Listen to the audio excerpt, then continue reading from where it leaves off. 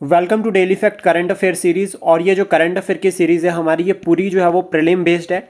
यहाँ पर हम जो है वो स्टैटिक फैक्ट्स और करंट अफेयर दोनों को जो है वो कंबाइन करके पढ़ रहे हैं।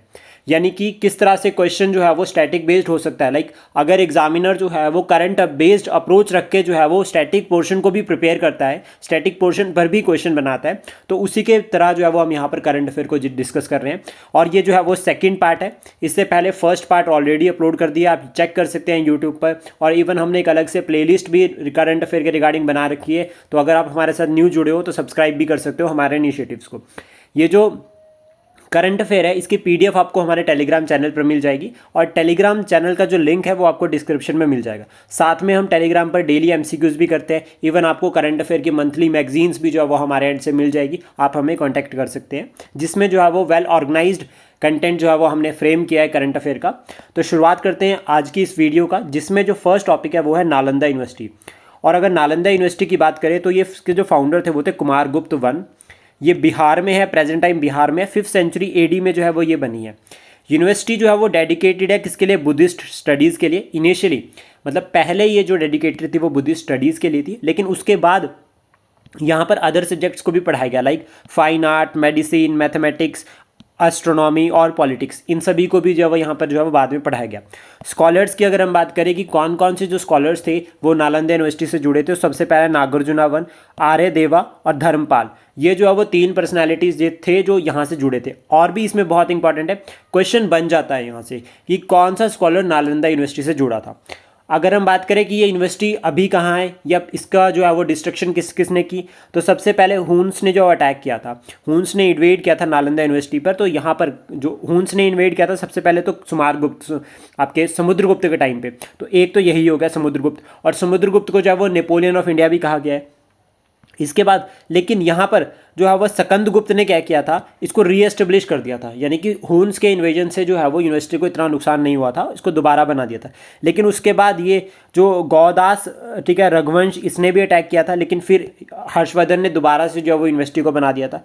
फिर जब फाइनली टर्किश इन्वेजन होता है, ठीक है, जिसमें जब वो बख्तियार जो खिलजी थे ये जब अटैक करते हैं, तो इनका तो पर्सनल इंटरेस्ट था, ये कोई पॉलिटिकल एक्सपेंशन नहीं चाहते थे, ये पर्सनल इंटरेस्ट की वजह पर्सनल इंटरेस्ट की वजह से जो है वो इन्होंने अटैक किया, और फाइनली इन्होंने जो है वो डिस्ट्रॉय किया। इसके बाद जो है वो ये जो यूनिवर्सिटी है वो ख़त्म हो जाती है धीरे धीरे करके, और अभी जो है वो इसको रिन्यू कर दिया गया है। इंपॉर्टेंट है, 2009 में जो है वो यूनेस्को वर्ल्ड हेरिटेज साइट जो है वो डिक्लेयर किया गया। आपको बताना है कि प्रेजेंटली जो इंडिया में कितनी यूनेस्को वर्ल्ड हेरिटेज साइट्स है। देन उसके बाद नेक्स्ट जो हमारा टॉपिक है that is climate equity monitor initiative. तो ये जो इनिशिएटिव है ये इंडिया का था, COP26 में है, इसको जो है वो हमने इनिशिएट किया था। COP26 हुई थी ग्लासगो में। इंपॉर्टेंट, जहाँ पर हमारा मेन टारगेट क्या है, to address inequalities in emissions, energy and resource consumption across the world. यानी कि यहाँ पर बात की जा रही है कि हम क्या करेंगे, इनक्वालिटीज़ को एड्रेस करेंगे। अब इनक्वालिटीज़ किस किस फॉर्म में हो सकती है? एमिशंस की फॉर्म में हो सकती है, फॉर एग्जांपल कोई कंट्री ज़्यादा इमिट कर रही है, कोई कम इमिट कर रही है। एनर्जी रिसोर्सेज में हो सकती है, लाइक एनर्जी आपके पास कोई ज़्यादा यूज़ कर रहा है एनर्जी का, कम यूज़ कर रहा है एनर्जी का, ये किसी का कंजप्शन उतना ज़्यादा नहीं है।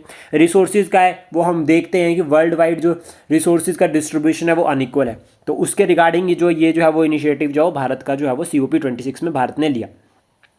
आपको यहाँ से बताना है कि जो COP29 है, ठीक है, वो कहाँ पर होगी, ये बहुत इंपॉर्टेंट है। और COP26, 27, 28, 29 ये जो सारी है सीक्वेंस में हम इनको याद कर सकते हैं। मैच द फॉलोइंग में क्वेश्चन बनने के चांसेस यहाँ से बहुत ज़्यादा हो जाते हैं। इसके बाद नेक्स्ट है articles related to the reservation. Reservation का जो टॉपिक है, अगर हम बात करें इशू है, तो ये हमेशा न्यूज़ में रहता है जब भी इलेक्शन आते हैं। तो हमें स्टैटिक से कैसे लिंक करना है रिजर्वेशन को, कि कौन कौन से संविधान में हमारे जो आर्टिकल्स हैं जो मैंशनड है संविधान में वो लिंक करते हैं रिजर्वेशन के साथ। तो article 15, article 16, article 330, article 332, article 233I, article 335, 243D। 243D already exam में पूछा गया है। आर्टिकल 15 और 16 यहाँ के जो सब क्लॉजेज है, like 15 sub clause 4, sub clause 6, 16 sub clause 4, sub clause 6, आप देखोगे यहाँ से भी ऑलरेडी क्वेश्चन एग्जाम में बन रखे हैं। देन उसके बाद 103rd कॉन्स्टिट्यूशनल अमेंडमेंट हुई थी, जो किसके लिए थी, EVS के लिए, यानी कि इकोनॉमिकली वीकन सेक्शन, जिसमें जो है वो 10% जो है वो रिजर्वेशन जो है वो EVS को दी गई।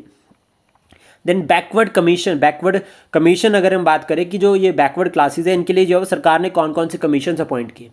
पूछा जा सकता है कि कौन सा कमीशन कब बना था, और डायरेक्ट क्वेश्चन भी आता है। प्लस अगर हम ये अप्रोच लेकर चलते हैं जिसमें हम जो है वो करंट अफेयर को स्टैटिक के साथ लिंक करके पढ़ रहे हैं, तो हमारी रिवीजन जो है वो अच्छी होगी। साथ में ये भी रहेगा कि हम क्या कर रहे हैं कि मिक्स अप्रोच के साथ पढ़ रहे हैं, तो हर सब्जेक्ट के साथ कनेक्ट रहेंगे। तो यहाँ पर काका केलकर की अगर हम बात करें तो 1953 में बना था, और मंडल कमीशन अपॉइंट हुआ था 1978 में। और ये जो है वो आर्टिकल 340 यानी कि आर्टिकल 340 के कहता है प्रेसिडेंट को कि आप जो क्या कर सकते हैं, कमीशन अपॉइंट कर सकते हैं फॉर बैकवर्ड क्लासेस। इसके बाद है वर्ल्ड हिंदी डे, 10 जनवरी को सेलिब्रेट करते हैं। और जो 2023 की अगर हम इसमें थीम बात करें तो वो थी Hindi traditional knowledge to artificial intelligence. 2024 की थीम जो है वो आपको बतानी है कि 2024 में जो है वो थीम कौन सी थी। इसके बाद है 26th नेशनल यूथ फेस्टिवल, ये हुआ था कर्नाटका में। देन उसके बाद है मेक डॉग प्रोजेक्ट, ये मे डॉग प्रोजेक्ट जो है वो बहुत इंपॉर्टेंट है, और ये चाइना का प्रोजेक्ट है किसके ऊपर, ब्रह्मपुत्र रिवर पर है। और कहाँ पर है, अरुणाचल प्रदेश में। इंडिया ने जो है वो ऑब्जेक्ट भी किया है कि चाइना ने जो है वो इसके पानी रोका है। तो ब्रह्मपुत्र रिवर को चाइना में क्या कहते हैं ये आपको कमेंट बॉक्स में बताना है। हम दोनों तरफ से आप कमेंट बॉक्स में रिप्लाई कीजिए, आपको वहाँ पर जो है वो आंसर जो है वो उसका बताया जाएगा। आपने सही बताया या गलत तो आप मस्ट भी, मतलब आपकी रिस्पॉन्सिबिलिटी बनती है कि अगर आप वीडियो देख रहे हैं तो आप एक्टिव लर्निंग को प्रमोट करने के लिए कमेंट जरूर करें। देन इसके बाद है एलटीएन, ठीक है, या Italian hydro project, ETALIN project. ये कहाँ पर है, इंडिया का प्रोजेक्ट है, और ये 3077 मेगावाट का प्रोजेक्ट है, और ये दिबांग वैली में अरुणाचल प्रदेश में लगाया जा रहा है। और इसमें जो फेमस ट्राइब यहाँ पर जो ऑब्जेक्ट कर रही है that is your Idu Mishmi tribe. जो इदू मिसमी ट्राइब है ये दिबांग वैली में है, और कहीं ना कहीं जब ये हाइड्रो प्रोजेक्ट यहाँ पर लगाया जा रहा है तो इसने जो है वो यहाँ पर ऑब्जेक्ट की और इसके लिए जो ऑब्जेक्शन किया है। देन उसके बाद है world economic situation and prospectus report 2023 कि अगर हम बात करें, इसको रिलीज़ किया है यूनाइटेड नेशंस UNDESA ने, विद किसके साथ, United Nation Convention on Trade and Development. Then उसके बाद कर्नाटका के नेशनल पार्क बहुत इंपॉर्टेंट है, न्यूज़ में रहते हैं और एग्जाम में भी डायरेक्टली पूछे जाते हैं। तो Anshi national park, ANSHI national park, then Kudremukh national park, ठीक है, Bannerghatta national park, Bandipur national park, tiger reserve और एलिफेंट रिजर्व। ये एलिफेंट रिजर्व भी है, टाइगर रिजर्व भी है, और साथ में जो नेशनल पार्क भी है। प्रोजेक्ट टाइगर की अगर हम बात करें 1973 में किया था, और 55 टाइगर रिजर्व है। एलिफेंट रिजर्व की अगर प्रोजेक्ट एलिफेंट की बात करें हम तो 1992 में किया था, और अभी 33 जो है वो टाइगर एलिफेंट रिजर्व्स है। काउंटेड में 32 आते हैं, लेकिन 33 जो वो बन गए हैं अभी। देन उसके बाद नगरहोल नेशनल पार्क, या इसको राजीव गांधी नेशनल पार्क भी कहते हैं, ये भी कहाँ पर आपका कर्नाटका में है। इसके साथ जो इंपॉर्टेंट हो जाते हैं ये दोनों प्रोजेक्ट, ये पूछे जाते हैं एग्जाम में, तो इनको जो है वो साथ में पढ़ते रहे। और यहाँ पर सीक्वेंस भी पूछा जाता है नॉर्थ टू साउथ का, नेशनल पार्क या वाइल्ड लाइफ सेंचुरीज का। इसके बाद है anti defection law, 10th schedule से 10th शेड्यूल में जो है वो हमारे मेंशन है anti defection law. Total 12 schedule है, ठीक है, और इनिशियली जब हमारा कॉन्स्टिट्यूशन बना था तो उस टाइम पे जो है वो 8 शेड्यूल थे। 52nd अमेंडमेंट एक्ट हुई थी 1985 में, उसके थ्रू जो है वो 10th शेड्यूल जो है वो यहाँ पर ऐड किया गया है। इसमें जो पावर होती है वो होती है स्पीकर के पास। स्पीकर डिसाइड करता है कि disqualification of the MP MLA regarding, और जो डिसीजन है स्पीकर का वो जुडिशियल रिव्यू के अंडर आता है। जुडिशियल रिव्यू जो है वो सुप्रीम कोर्ट की पावर है to promote check and balances. इसके बाद नेक्स्ट है शेनुमेत्री जो वो एयर एक्सरसाइज है between India and Japan. Green and sustainable progress conference, ये कॉन्फ्रेंस जो है वो कहाँ पर हुई थी, न्यू दिल्ली में। यहाँ पर जो है वो ये कॉन्फ्रेंस में जो अगर पार्टनर की अगर हम बात करें तो वो है डेनमार्क, यानी कि ग्रीन ग्रोथ को प्रमोट कर रहे हैं हम डेनमार्क के साथ मिलकर। और डेनमार्क जो है वो स्कैंडिनेवियन कंट्री है। प्रेस काउंसिल ऑफ इंडिया अगर हम बात करें तो स्टैच्यूटरी बॉडी है, यानी कि by an act of parliament बनी है, जिसमें जो एक्ट का नाम है वो है प्रेस काउंसिल एक्ट 1978। ये बहुत इंपॉर्टेंट एक्ट है, और एक्ट का ईयर जो है वो अब एग्जाम में पूछा जाता है। इनिशियली ये एस्टेब्लिश्ड हुई थी 1966 में as an autonomous organisation on the recommendations of the justice JR Mudholkar commission, और अभी ये प्रेजेंट में क्वासी जुडिशियल बॉडी भी है।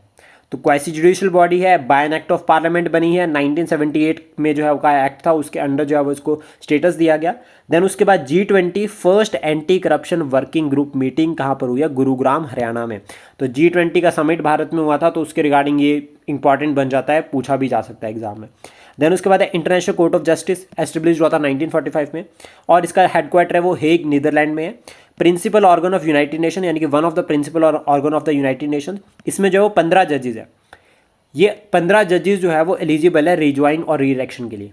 साथ में इनका जो टेन्योर है वो है 9 ईयर्स का, 9 साल का इनका टेन्योर है। यहाँ पे जो है वो 1/3 जो जज है वो रिन्यू होता है every year, 1/3 renew every year, ये इंपॉर्टेंट है। इसके बाद यहाँ पर भारत की तरफ से है दलवीर भंडारी जी, दलवीर भंडारी जो है वो यहाँ पर एक्टिव है इस टाइम पे। देन उसके बाद है prevention of money laundering act 2002, तो एक्ट का ईयर इंपॉर्टेंट है। और यहाँ पर इस एक्ट के अंडर बनता है ट्रिब्यूनल, जिस ट्रिब्यूनल में जो है वो यहाँ पर एक चेयरमैन होता है और 2 अदर मेंबर्स होते हैं। इनकी जो टर्म होती है वो 5 ईयर होती है या फिर at the age of the 65, जो क्या करता है मनी लॉन्ड्रिंग से रिलेटेड केसेस को मैनेज कर रहे हैं। इसके बाद है साथे प्लेटफॉर्म, साथे प्लेटफॉर्म जो है वो मिनिस्ट्री ऑफ एजुकेशन का है, in association with the IIT Kanpur, IIT Kanpur के साथ एसोसिएट करके जो है वो ये इनिशिएटिव जो है वो प्लेटफॉर्म जो है वो लॉन्च किया, जिसमें जो मेन टारगेट है वो कॉम्पिटिटिव एग्जाम्स, यानी कि यहाँ पर फ्री गाइडेंस या फ्री कोचिंग जो है वो प्रोवाइड की जा रही है। इसके बाद अब वर्ल्ड वाइल्ड लाइफ डे 3 मार्च को सेलिब्रेट करते हैं। थीम की अगर हम बात करें तो partnership for wild life conservation. Italy के जो प्राइम मिनिस्टर हैं, ठीक है, उन्होंने वो भी रिसेंटली भारत में आए थे, तो जॉर्जिया मेलोनी जो है वो PM वहाँ की ये भारत में आए थे। इसके बाद है ठीक है, पोर्टर प्राइज़ 2023 के लिए किसको मिला था? Ministry received by the ministry of health and family welfare for managing कोविड-19, सारा का सारा जो कोविड-19 के टाइम की जो फेज थी उसको मैनेजमेंट के लिए जो वो यहाँ पर ये प्राइज़ मिला है। फ्रिंजेक्स की अगर हम बात करें 2023 में, तो ये फ्रिंजेक्स जो है वो जॉइंट मिलिट्री एक्सरसाइज है between India and France, India और फ्रांस के बीच में। एक्सरसाइज इंपॉर्टेंट है, ईयर पर मत जाना, क्योंकि ईयर जो है वो इतना ज़्यादा नहीं पूछा जाता। अगर पूछा जाता है तो ये ईयर में एक्सरसाइज कहाँ पर हुई है, लेकिन अभी अगर क्वेश्चंस का ट्रेंड देखोगे तो वो इसी तरह का है कि ये एक्सरसाइज किसके बीच में होती है। तो जो फ्रिंज एक्सरसाइज है वो इंडिया और फ्रांस के बीच में होती है। अदर एक्सरसाइज की अगर हम बात करें यहाँ पे, तो वरुणा, गरुड़ा और शक्ति। वरुण जो है वो नेवल है, गरुड़ जो है वो एयर है और शक्ति जो है वो आर्मी, ये तीनों जो है वो फ्रांस के साथ होती है, इंपॉर्टेंट है। उसके बाद नेक्स्ट है स्क्रब थाइफस। स्क्रब थाइफस की अगर हम बात करें तो लाइफ थ्रेटनिंग इन्फेक्शन है कॉज्ड बाय द बैक्टीरिया, एक बैक्टीरिया इसको कॉज करता है, और यहाँ पर ध्यान रखना कि कोई वैक्सीन इसकी अवेलेबल नहीं है। तो क्वेश्चन भी इस तरह से बन सकता है कि क्या स्क्रब थाइफस की वैक्सीन है या नहीं है। देन इसके बाद नेक्स्ट है हमारे पास आइलैंड्स जो न्यूज़ में रहते हैं, तो इसमें है करमैडिक आइलैंड, ठीक है, ये न्यूजीलैंड में है, और यहाँ पर अभी जो है वो क्या हुआ था, 6.9 जो है वो मैग्नीट्यूड का जो है वो अर्थक्वेक जो है वो यहाँ पर जो है वो विटनेस किया गया है। साथ में ये क्या है, एक वोल्केनिक आइलैंड है, और दूसरा आइलैंड यहीं पर साथ में है वो मैरी क्यूरी आइलैंड है, जो कहाँ पर है, ऑस्ट्रेलिया में। अगर हम बात करें अर्थक्वेक की, तो अर्थक्वेक जो है वो ये जो पूरा का पूरा रीजन है ये जो है वो पैसिफिक रिंग ऑफ फायर का पार्ट है, तो यहाँ पर अर्थक्वेक जो है वो देखे जाते हैं, जिसकी वजह से यहाँ पर जो है वोल्केनिक इरप्शन भी जो है वो विटनेस्ड हुआ उसके बाद। देन उसके बाद है organisation of Islamic corporation, OIC, important, बहुत इंपॉर्टेंट है ये, second largest group after the United Nation. United Nations के बाद ये सबसे बड़ा ग्रुप है। इसमें जो है वो 57 मेंबर्स है। यहाँ पर इसका हेडक्वार्टर है जिहाद में, सऊदी अरेबिया। बनी थी ये 1969 में। भारत इसका मेंबर नहीं है, बट लेकिन सऊदी अरेबिया ने इनवाइट किया था। जब इसका समिट हुआ था तो उस समिट में सऊदी अरेबिया ने जो है वो भारत को इनवाइट किया था। ये इस्लामिक कंट्रीज़ का ही ग्रुप है, ठीक है, और इसका जो मेन टारगेट है वो इस्लामिक जो नेशंस में लोग रह रहे हैं, प्लस साथ में मुस्लिम वर्ल्ड, या अगर हम बात करें मुस्लिम वर्ल्ड में या मुस्लिम्स के इंटरेस्ट को प्रमोट करना इनका बेसिक टारगेट है। वर्ल्ड मेट्रोलॉजिकल ऑर्गेनाइजेशन एग्जाम में पूछा गया है कि ये कब बनी है, तो 1950 में ये बनी है, specialised agency of the United Nation. इससे पहले भी हमने एक ऑर्गेनाइजेशन की बात करी, एक स्पेशलाइज्ड एजेंसी की बात की, तो आपको कमेंट बॉक्स में बताना है कि वो ऑर्गेनाइजेशन कौन सी है, जिसको अभी हमने रिसेंट में पढ़ा। देन इसका हेडक्वार्टर जो है वो जिनेवा में है, और इसके मेंबर्स कितने हैं, 187। भारत इसका मेंबर है, जी हाँ, इंडिया जो है वो इसका मेंबर है, यस, इंडिया इसका मेंबर है।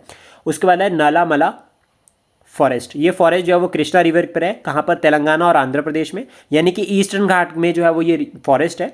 और यहाँ की जो वेजिटेशन है वो है ड्राई डेसिडियस।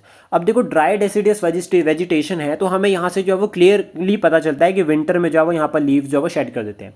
जब ड्राई डेसिडियस है तो यहाँ पर बारिश उतनी ज़्यादा नहीं हो सकता है ये इंटीरियर में लोकेटेड हो, तो यहाँ पर जो है वो ड्राई डेसिडियस बेस्ड आपको जो है वो वेजिटेशन भी मिलेगी।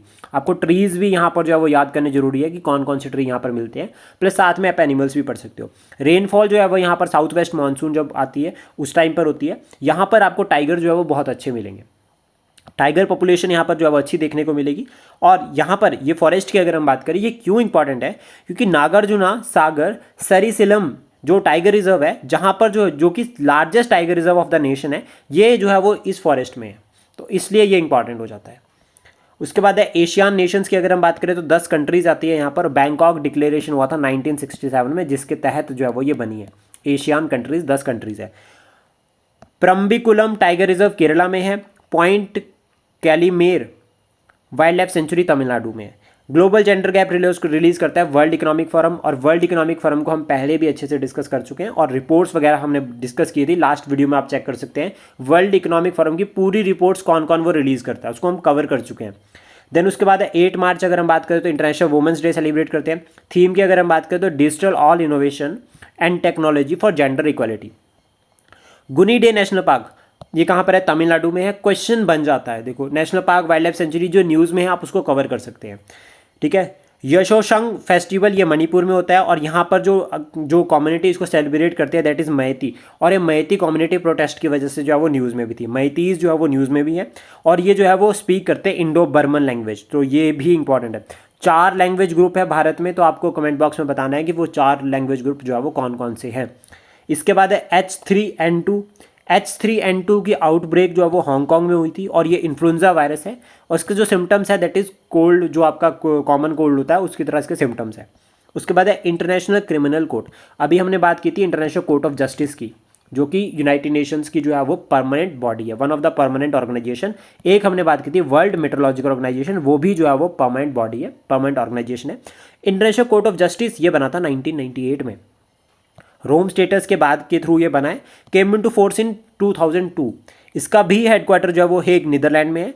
Not ratified by the India, USA, Russia और चाइना। ये बहुत इंपॉर्टेंट है, ये इस लाइन से जो है वो क्वेश्चन बन सकता है और कन्फ्यूजन हो सकती है, तो ये याद रखना कि इसको रेटिफिकेशन जो है वो इंडिया, यूएसए और रशिया, साथ में चाइना ने नहीं दी है।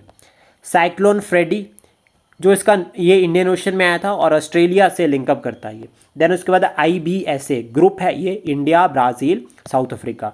इनका जो मेन टारगेट है वो है साउथ साउथ कॉपरेशन, यानी कि सारी कंट्रीज़ की अगर हम बात करें तो ये ग्लोबल साउथ में आती है। एक टर्म है जो अभी न्यूज़ में चली है, तो उसमें ये इंडिया, ब्राज़ील और साउथ अफ्रीका, और ये डेवलपिंग इकोनॉमीज़ है, इंपॉर्टेंट है बहुत। और ब्राज़ील तो बहुत ज़्यादा न्यूज़ में रह रहा है, ब्राज़ील जो है वो ब्रिक्स का भी मेंबर है, तो इसलिए भी इंपॉर्टेंट है। देन उसके बाद है लीन स्कीम बाय MSME ने लीन स्कीम जो है वो शुरू की है to promote quality productivity and performance of manufacturing class, यानी कि यहाँ पर जो है वो मैन्युफैक्चरिंग क्लास के लिए MSME सेक्टर, यानी कि medium, micro, small, medium enterprises के लिए स्कीम है। TB एलिमिनेशन की अगर हम बात करें तो 2025 हमने टारगेट रखा है, और TB डे हम सेलिब्रेट करते हैं 24 मार्च को, और ट्रू नेट जो है वो TB टेस्ट है। तो ये तीनों ही जो है वो फैक्ट हैं और तीनों ही एग्जाम के लिए बहुत इंपॉर्टेंट है। Budapest convention on cyber crime है, काफ़ी बार पूछा गया ऑलरेडी एग्जाम में। नेशनल एजुकेशन डे जो है वो हम 11 नवंबर को सेलिब्रेट करते हैं। प्रेस डे हम सेलिब्रेट करते हैं 16 नवंबर को। देन उसके बाद ILP यानी कि इनर लाइन परमिट, और इनर लाइन परमिट कौन कौन से स्टेट्स में अप्लाइड है? आंध्र आपका ये है Arunachal Pradesh, Tripura, Nagaland, Mizoram. Inner line permit का मतलब ये होगा कि आपको जो है वो परमिशन लेनी पड़ेगी to entry in this region, और ये जो है वो ब्रिटिश टाइम से चला आ रहा है। एशियान बने थे 1967 में। RCEP regional comprehensive economic partnership 2014। SAARC nations की अगर हम बात करें, यहाँ पे सार्क बना था 1987 में, और बिम्स्टैक बना था 1997। तो ये ईयर है इनके, फाउंडिंग ईयर और ऑर्गेनाइजेशन से क्वेश्चन आ जाते हैं। इनके हेडक्वार्टर्स भी याद करने बड़े जरूरी है। देन उसके बाद अब्राहम अकॉर्ड की अगर हम बात करें तो UAE और इजराइल के बीच में हुआ ये, और इसको मेडिएट किया था USA ने। क्वेश्चन ऑलरेडी पूछा गया है लास्ट ईयर एग्जाम में। देन उसके बाद Bongo Sagar naval exercise between India and Bangladesh. Mausam by IMD Indian meteorological department for weather updates, और ये बना था 1875 में, तो ये याद रखना IMD 1875 में बना है। प्राइमरी डेफिसिट की अगर हम बात करें, देखो इकोनॉमी की टर्म भी जो न्यूज़ में रहती है, अगर आप इकोनॉमी को एक्स्ट्रा से नहीं पढ़ना चाहते तो जो न्यूज़ में टर्म रह रही है उसको वहीं पर उस टाइम पे पढ़ सकते हो। तो प्राइमरी डेफिसिट की अगर हम बात करें तो ये क्या होता है? Physical deficit minus interest payment on the previous boring, कि आपने जो प्रीवियस बोरिंग पर जो इंटरेस्ट पे किया है उसको इंक्लूड किया जाता है फिजिकल डेफिसिट से, that is your primary deficit. Sanjeevani की अगर हम बात करें तो ये टेली मेडिसिन है। और फिजिकल डेफिसिट क्या होता है आपको कमेंट बॉक्स में रिप्लाई करना है। संजीवनी की अगर हम बात करें तो ये टेली मेडिसिन का कंसेप्ट है, यानी कि हम क्या कर रहे हैं, एक तरह से यहाँ पर जो मेडिकल सर्विसेज है उसको डिजिटाइज कर रहे हैं। Rule of law index world justice project इसको रिलीज करता है, और इसमें जो भारत का रैंक था 2020 के लिए वो था 45th। आपको बताना है कि 2023 में या 2022-23 में जो है वो भारत का रैंक कितना था, इसमें डायरेक्ट जो है वो क्वेश्चन यहाँ से बन जाता है। देन उसके बाद बात करते हैं ozone layer in news. Ozone पूरा टॉपिक हम यहाँ पर डिस्कस कर लेते हैं क्योंकि ये क्लाइमेट चेंज की वजह से हमेशा न्यूज़ में रहता है। सबसे पहले ये सेकेंडरी पोल्यूटेंट है, यानी कि O3 इसका फॉर्मूला है, जिसमें ओजोन जो है वो 3 मॉलिक्यूल्स ऑफ ऑक्सीजन जो है वो मिलकर बनाते हैं ओजोन। ये एक सेकेंडरी पोल्यूटेंट है। सेकेंडरी कैसे? देखो, ओजोन दो तरह की है, गुड और एक बैड। गुड जो आपके स्ट्रेटोस्फीयर में है, जब ये स्ट्रेटोस्फीयर में है तो ये अल्ट्रा वायलेट रेज जो सन से आती है उससे जो है वो अर्थ को प्रोटेक्ट करती है। बैड की अगर हम बात करें, जो हमारे लिए डेंजरस है, जो पढ़नी भी जरूरी है। ग्लोबल वार्मिंग की वजह से क्या होता है कि ये अर्बन स्मोक जो पार्टिकल्स है वो एटमॉस्फेयर में रिएक्शन करते हैं, जिसकी वजह से ये O3 बन जाती है, और फिर ये O3 ग्लोबल वार्मिंग करती है, और ये कहीं ना कहीं जो है वो ओजोन डिप्लेशन में जो है वो रिजल्ट होती है। ओजोन डिप्लेशन का मतलब क्या होगा? डिप्लेशन का मतलब ये नहीं है कि यहाँ पर ओजोन होल के बारे में जैसे हम कंसेप्ट पढ़ते हैं, तो ये जो ओजोन होल है अगर हम बात करें तो यहाँ पर का मतलब है यहाँ पर मैग्नीट्यूड जो ओजोन लेयर है, ओजोन लेयर का जो मैग्नीट्यूड है वो थोड़ा कम हो गया है, जिसकी वजह से इसको यहाँ पर ओजोन होल कहते हैं। कंसर्न ओजोन डिप्लेशन है, ठीक है। और यहाँ पर इम्पैक्ट क्या पड़ रहा है इसका? फिर तो ह्यूमन हेल्थ पर पड़ रहा है, प्लस साथ में प्लांट्स और एनिमल्स पर भी। और हम देख रहे हैं कि काफ़ी सारी स्किन रिलेटेड डिजीज भी जो है वो स्प्रेड हो रही है, not only in animals but not only in human being but plants and animals also.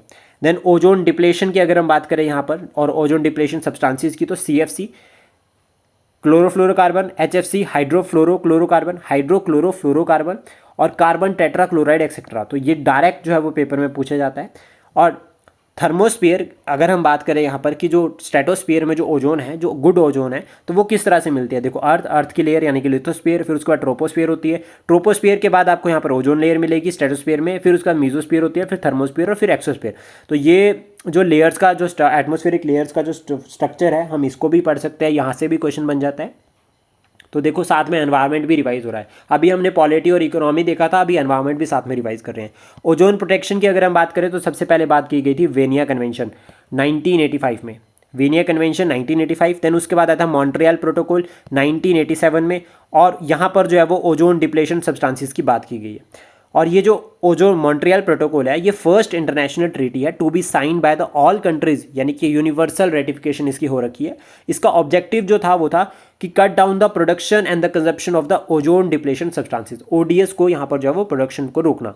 Amendment की गई मॉन्ट्रियल प्रोटोकॉल में, लंदन अमेंडमेंट हुई थी 1990 में। देन उसका यहाँ पर कॉपरीहैगन अमेंडमेंट हुई थी 1992 में, जिसमें जो है वो हाइड्रोक्लोरोफ्लोरोकार्बन को जो है वो इंक्लूड किया गया, यानी कि फेज आउट करने के लिए इनको जो है वो कहा गया।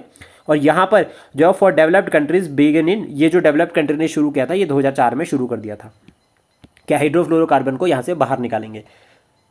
देन उसके बाद यहाँ पर बीजिंग अमेंडमेंट हुआ था 1999, यानी कि 1999 में, ये भी जो है वो हाइड्रोफ्लोरोकार्बन से रिलेटेड था। इसके बाद एक कगाली एग्रीमेंट या किगली एग्रीमेंट, कगाली एग्रीमेंट की अगर हम बात करें तो ये 2016 में हुआ था, और यहाँ पर जो है वो हाइड्रोफ्लोरोकार्बन को फेज आउट करने की बात की गई है। ये बहुत इंपॉर्टेंट है। वेनिया कन्वेंशन की अगर हम बात करें तो ये लीगल फ्रेमवर्क था, और यहाँ पर जो है वो ओजोन प्रोटेक्शन से रिगार्डिंग पहला कन्वेंशन जो है वो लिया गया है। इसका कारण ये था कि 1980s में जो है वो यहाँ पर कहीं ना कहीं ये बात कर दी गई थी कि ओजोन जो है वो ओजोन डिप्लेशन हो रही है, और 1972 से तो हम वैसे ही एनवायरनमेंट से रिलेटेड जो है वो काफ़ी एक्टिव हो गए थे। देन उसके बाद नेक्स्ट मल्टीपल टाइम पूछा गया है, भितरकनिका नेशनल पार्क, ये है उड़ीसा में, second largest mangroves after Sundarban. Sundarban के बाद जो है वो सेकेंड लार्जेस्ट मैंग्रोव है, और अगर आप UPSC का पेपर उठाकर देखोगे तो वहाँ ये ऑलरेडी पूछा गया है। Then home of endangered salt water crocodile, endangered भी साथ में बात की जा रही है, यानी कि IUCN स्टेटस भी हम यहाँ पर देख रहे हैं सॉल्ट वाटर क्रोकोडाइल का, जिसका IUCN है। और ये IUCN जो है वो बना था 1948 में, और इसके अंडर जो इसका कंजर्वेशन स्टेटस आता है सॉल्ट वाटर क्रोकोडाइल का, दैट इज़ योर एंडेंजर्ड। इसके बाद है यूनिफॉर्म सिविल कोड। उत्तराखंड जो है वो पहली स्टेट बना है इसको इम्प्लीमेंट करने के लिए, आर्टिकल 44 के अंडर आता है ये DPSP, जो क्या है DPSP का लिबरल प्रिंसिपल। DPSP जो है वो पार्ट 4 में है, 36 से लेकर 51 तक। यहाँ पर आपको गांधीयन, सोशलिस्ट और लिबरल इंटेलेक्चुअल प्रिंसिपल जो है वो देखने को मिलेंगे, यानी कि 3 पार्ट्स में जो है वो डिवाइडेड है। DPSP लीगली चैलेंजेबल नहीं है कोर्ट ऑफ लॉ में। उत्तराखंड जो पहली स्टेट बना है। देन उसके बाद है special address of the governor, बहुत न्यूज़ में था, ये बहुत इंपॉर्टेंट भी है।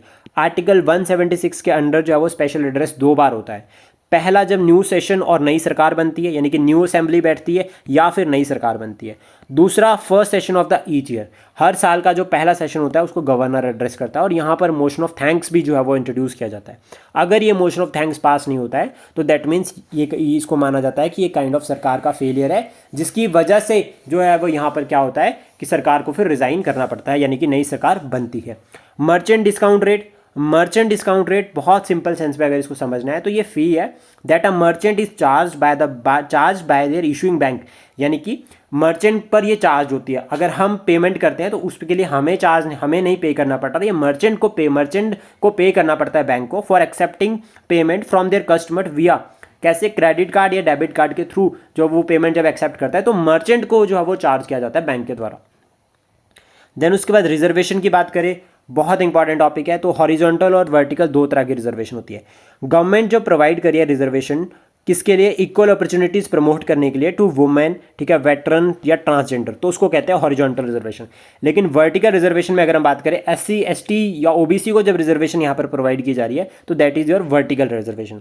सागर आइलैंड न्यूज़ में था, बे ऑफ बंगाल में है ये, और यहाँ पर जो है वो ये कहाँ पर है, गंगा ब्रह्मपुत्र जो डेल्टा बना रही है सुंदरबन डेल्टा, उस पर जो है वो ये टाइगर उस पर जो है वो ये सागर रिजर्व है, सागर टाइगर है। और अगर हम बात करें सागर आइलैंड की, सागर आइलैंड है, और ये सागर आइलैंड की अगर हम बात करें तो ये बहुत इंपॉर्टेंट भी है, फ्लड प्लेन्स में ये बनता है, और सुंदरबन डेल्टा वर्ल्ड का लार्जेस्ट डेल्टा है, और सुंदरबन में जो है वो great famous for great Bengal tiger and mangrove forest.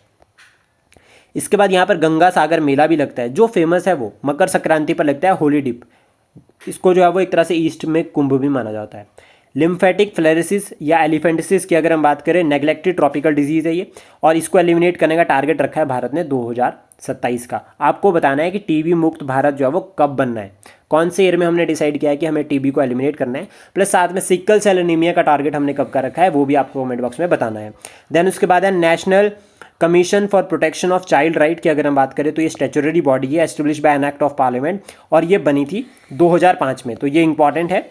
इसके बाद अगर हम नेक्स्ट बात करें, ये जो ऑर्गेनाइजेशन में इसमें ही, तो ये जो है वो ministry of women and child development के अंडर आती है, जो बनी थी 2006 में। और यहाँ पर जो ये ministry of women and child development बोलती है कि जो इसमें चाइल्ड एज है वो है 0 से लेकर 18 के बीच में। ग्लोबल रिस्क रिपोर्ट 2023 की अगर हम बात करें तो ये वर्ल्ड इकोनॉमिक फोरम ने रिलीज़ की थी, ये बना था 1971 में, और हेडक्वार्टर जो है वो है जेनेवा में। और अगर हम बात करें 2023 में तो फिलीपींस, इंडोनेशिया और इंडिया, इनके जो यहाँ पर जो है हाईएस्ट रिस्क जो वो कहा गया है। देन उसके बाद यहाँ पर पार्थिनोजेनेसिस की अगर हम बात करें तो पार्थिनोजेनेसिस जो होती है reproduction without fertilisation.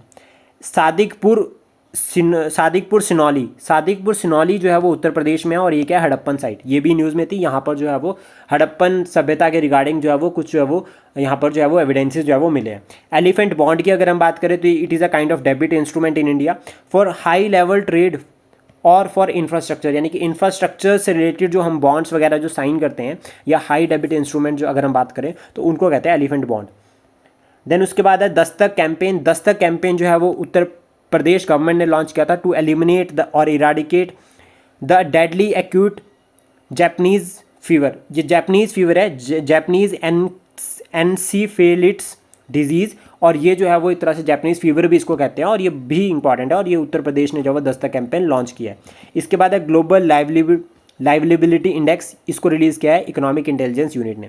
Chittagong hills, ये किसके बीच में है, इंडिया और बांग्लादेश के बीच में, ईस्टर्न बॉर्डर पर है। मिजोरम और त्रिपुरा जो है वो भारत के साइड में, और दूसरी साइड पे बांग्लादेश।